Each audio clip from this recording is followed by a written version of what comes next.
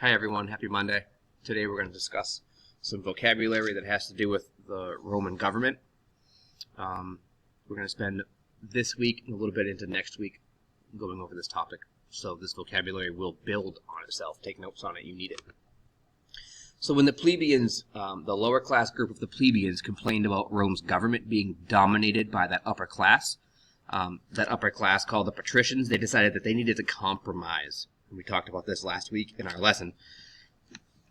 The plebeians far outnumbered the upper class patricians, and so the patricians got worried that if they didn't include the lower class in the decision making, then they would be overthrown. There could be violence, and Rome would already fail to be successful and exist, even though it was very young. So these patricians knew they had to compromise. So what they did was, Rome's government was a republic.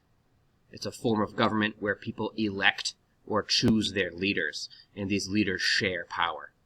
Okay?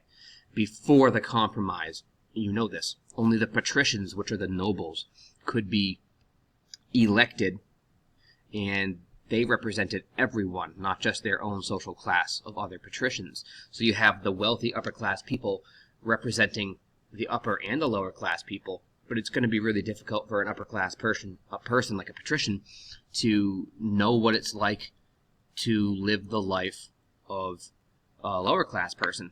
And so lower class people, the plebeians, don't have any power or say in the government, but they're being told what to do by the people that they actually outnumber. Okay? So before this compromise, the only people that could be elected to powerful positions in the government were the noble patricians, the upper class.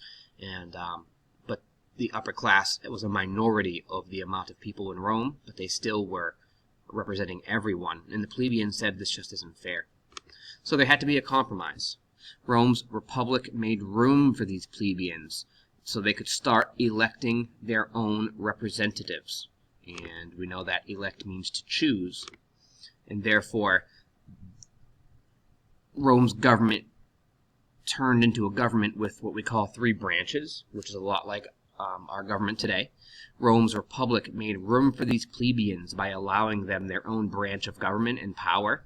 And so lower class people could elect lower class representatives, whereas the patricians would continue to elect patricians to government, to power in government. And this meant that the lower class, by being able to... Okay, and so this form of government is, with three branches, is called a tripartite government. And the first part of that, tri, means three, like a triceratops dinosaur has three horns. So tri means three, okay? And the point of having government with three parts is that it balances out. So you don't just have patricians making rules for everyone. You have each social class having a voice. If each social class has its own voice, it can elect its own representatives, then that means you're not alienating or making uncomfortable one group when all groups have a say in the government. Before this point, before it became a three-branch government, it was patricians having all the power because they were upper class and wealthy, meaning they had money. Money is power. And so because of this, the government didn't represent the majority of people in government, and that's a really good way, in the country, sorry, in Rome, and so that's a really good way to upset enough people that they can overrun the government and throw out Rome's government altogether. So instead, this balances out the government. Okay? So now, we have elected representatives. So both social classes in Rome, the plebeians and the patricians, now had the opportunity to elect or choose their own representatives. And they're going to choose representatives that come from their class, because a wealthy person has no idea what it's like for a really poor person in Rome to live their daily life. They don't know what that poor person needs. They don't know how to represent someone from a different social class because they don't know their experiences. They haven't lived those experiences. So representatives are government officials who are literally chosen to represent those people that elected them.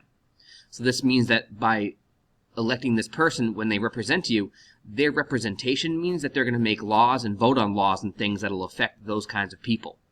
So think about it like Mr. Williams asks every homeroom in the building to elect one person that one person will represent all of those people in that homeroom, and they're all going to go down to Mr. Williams' office once a week and have a meeting.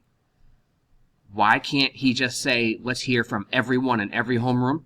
Because there's not enough space in the office, and there's too many voices from too many people, 20 or 25, 30 people in a homeroom.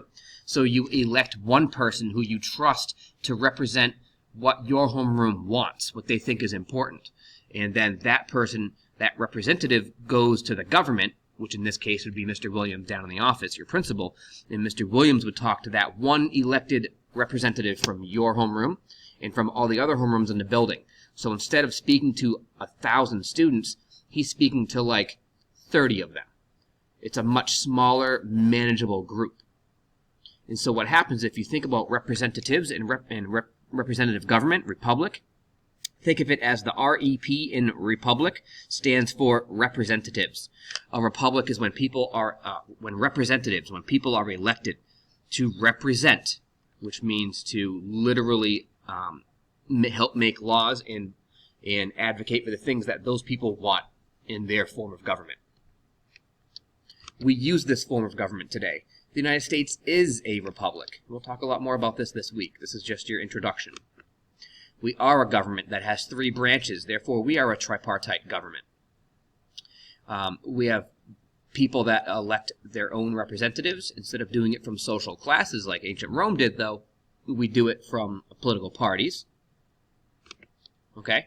And we elect or choose the people that we want to represent us. So if you're representing, or you're electing a representative from your homeroom, you want to elect a person who you think will go and stand up to what you want and what you, the voter, wants. This representative essentially works for you in a way. They are your voice. And so it was really important because now both social classes have a voice in this government by electing or choosing their representatives.